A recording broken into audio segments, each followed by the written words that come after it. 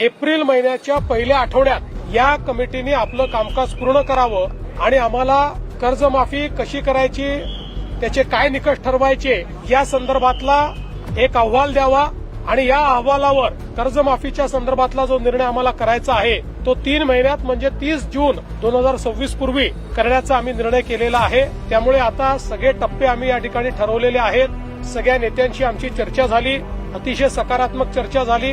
त्या चर्चेमध्ये त्यांनी देखील याला मान्यता दिलेली आहे। आम्ही त्यांना समजावून सांगितलं की आम्ही पहिल्या दिवशीपासून कर्जमाफीच्या बाजूचे आहोत, आम्ही दिलेलं आश्वासन पाळू हेच सांगितलेलं आहे। पण आता लगेच शेतकऱ्यांना त्यांच्या खात्यात पैसे देणं गरजेचं आहे। कर्जाची वसुली जून महिन्यात होणार आहे। आता जर आपण शेतकऱ्यांच्या खात्यामध्ये पैसे दिले नाही तर शेतकरी रबीचा पेरा देखील करू शकत नाही आणि म्हणून पहिल्यांदा तात्काळ शेतकऱ्यांना जे त्यांच्या खात्यात पैसे दिले पाहिजे त्याची सगळी तरतूद आम्ही केलेली आहे आणि ते पैसे आता शेतकऱ्यांच्या खात्यामध्ये जाणं सुरू झालेलं आहे। जवळपास आज आम्ही अंदाज घेतला तर जवळपास 8,500 कोटी रुपये रिलीज झाले आहेत। त्यातले 6,000 कोटी प्रत्यक्ष खात्यामध्ये गेले आहेत आणि पुढच्या 2 दिवसात उरलेले पैसे जाणार आहेत। अजून 11,000 कोटी रुपये हे काल आम्ही जे कॅबिनेटला परवा मान्य केले तेही आता येत्या 2 ते 3 दिवसात रिलीज होणार आहेत आणि तेही शेतकऱ्यांच्या खात्यामध्ये जातील आणि अजून 1,500 कोटीची आम्ही प्रोव्हिजन केलेली आहे। त्यामुळे आता शेतकऱ्यांच्या खात्यामध्ये पैसे जाणं हे महत्वाचं आहे, ते आम्ही जाणं सुरू केलेलं आहे आणि माझा अंदाज आहे की पुढच्या 15 ते 20 दिवसात